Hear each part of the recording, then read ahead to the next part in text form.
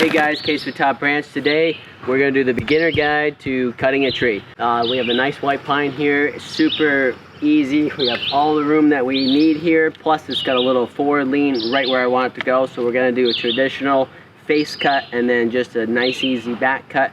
Thing's going to flop down and then the machine's going to drive away with it later. First thing you're going to consider when you're coming up to a tree like this, we're just going to look at the whole entire tree. We're going to see what the lean is and see where we want to go, and we've had those established. We want to go right that way, right into the lean of the tree. So basically I'm going to approach this tree, and if I am the tree, I'm going to come on its right side. The reason why I come on to its right side is so that way I can tuck right in here, because my saw makes a nice 90-degree corner right here, and the tree fits in here right really nice. So that way I can aim the tree, because when you do your face cut, that's when you're establishing the direction that you want the tree to fall. We're going to show you how to do it. I'm going to basically just kneel down just like this, put the tree right in, tuck it right in nice and close. I'm going to be behind the tree, so that way I can use my sight line, which is right here, to guide the tree in the direction that I want it to go when I establish my face cut. What I'm going to end up doing is I'm going to do my down cut, my top cut of my face cut first, so that way I can sight it easily, go through, make my bottom cut of the face, so that way it's at least 80-degree or 70-degree angle anyway, so that way when it's going, we have control most of the descent to the ground, basically. So let's do that, and then we'll talk about the next step.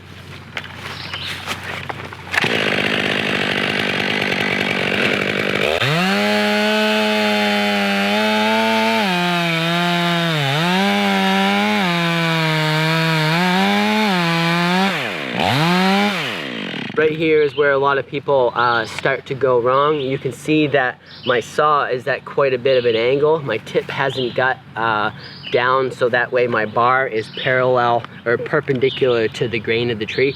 What I want, because I know that the tree is straight up and down, and I want to make a nice 90-degree corner between basically my chain here and then the tree. You can see that we're at a pretty steep an angle. Especially if you have a dull chain, the tip of your saw is not going to cut quite as fast as the part that has the pressure on it, which is right here. So what I need to do is I need my saw to be right around here or so. So that way when I make my face cut, everything is nice 90 degrees to each other. From the axis the tree is going this way, and then my saw is perpendicular to that. So that way I'm utilizing the fibers of the tree to their highest strength possible, because as soon as you take an axe and you chop a tree this way, it doesn't go in, but if you put some angle to that, it goes right into the fibers of the tree. We want our face cut and our back cut to be nice 90s, so that way as the tree is falling, those fibers there's no shear forces on them sideways if you had a slant to your face cut or your back cut. So I'm gonna fix my top cut here, and I'm gonna just look down my sight line when I'm where I think I need to be, make sure everything's good, come through, do my face, do my bottom, establish my face, and we'll look at it.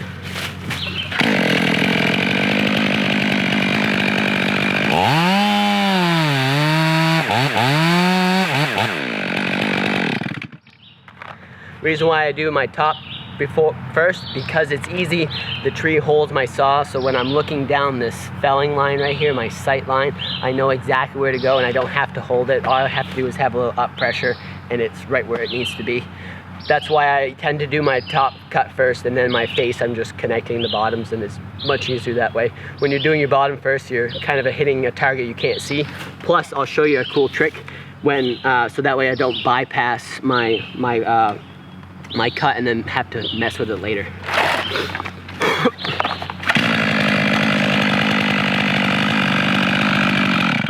Basically, I'm gonna line this part up.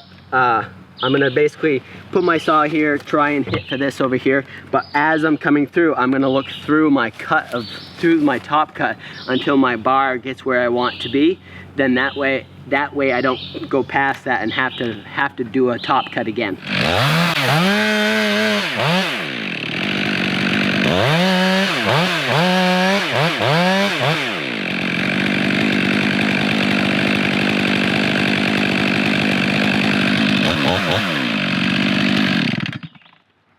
because you can see my bar, how it comes right into that cut. When my bar comes right into the cut, that's when you know to stop, not then you don't go too far.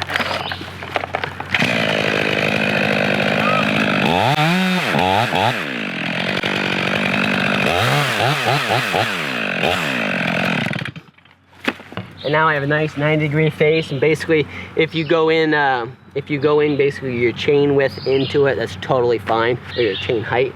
If you go in 1/4 or 3/8 of an inch, it's not going to be in the end of the world or anything if that happens. So now that I've created this, my face cut here, this plane, as the tree falls, this plane and this plane will slowly get closer and close together.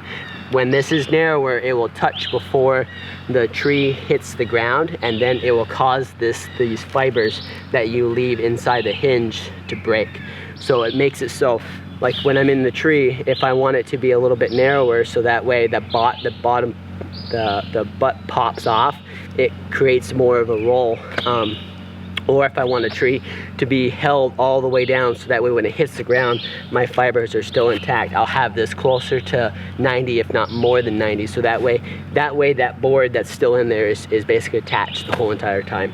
And I want it so that way this basically is right on the edge of breaking when this falls, basically. So now we're gonna go through, just do your traditional back cut, the way that we kind of in school, when I went to do one of these classes to get a close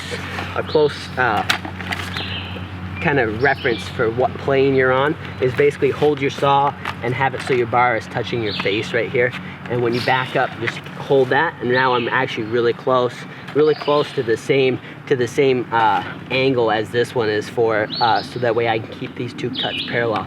So one of my classmates just did this, held it, went right around, and then started in his back cut right here. That made it so that way these two planes are parallel to each other, not doing this up or down. Sometimes if you have really stiff knees, you'll have a tendency to have the engine of the saw higher and the tip down, so there'll be an angled side cut. So you want to, in a situation like this, you want to get nice and comfy, get down nice and low when you're cutting, so that way you're not stressing and straining to do this kind of thing. And as soon as you get close, you're gonna pick this back knee up and get ready to run. For this one, I'm gonna be on the other side of the tree, mostly because then that way I can use my dogs to really bite into the tree, and it can hog right off. And because I wanna cut this back portion kind of quickly, because we're starting to get in the heat of the summer, so these fibers have a tendency to want to split a little bit, and plus then that way I get some speed, so that way you'll get through. There's a couple branches up top I'm going to try and get pushed right through. Now let's make it happen.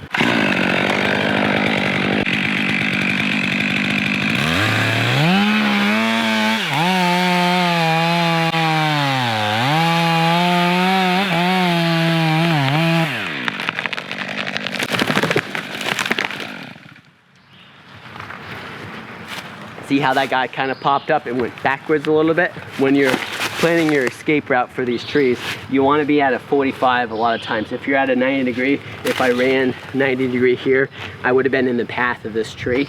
But if I ran at a 45, it's easy because the tree is falling this way and I'm running away from it. That way you're out of the canopy throwback, plus you're out of a little more of harm's way when you're at a 45 from the direction of the tree, basically. Super nice, super easy. They're a little bit uneven, but it's because we were just kind of going fast, and this was not that big of a priority. You can see when you have these higher sticks that are sticking up on top of your hinge here, this is called what they call fiber pull, where the fibers, instead of breaking, they're actually pulling out because they're holding so good, because this hinge is relatively big. So this hinge was just probably a 1/4 inch too big for the diameter, or for the diameter of this tree, but we had so much force pulling it backwards that we ended having some fiber pull here.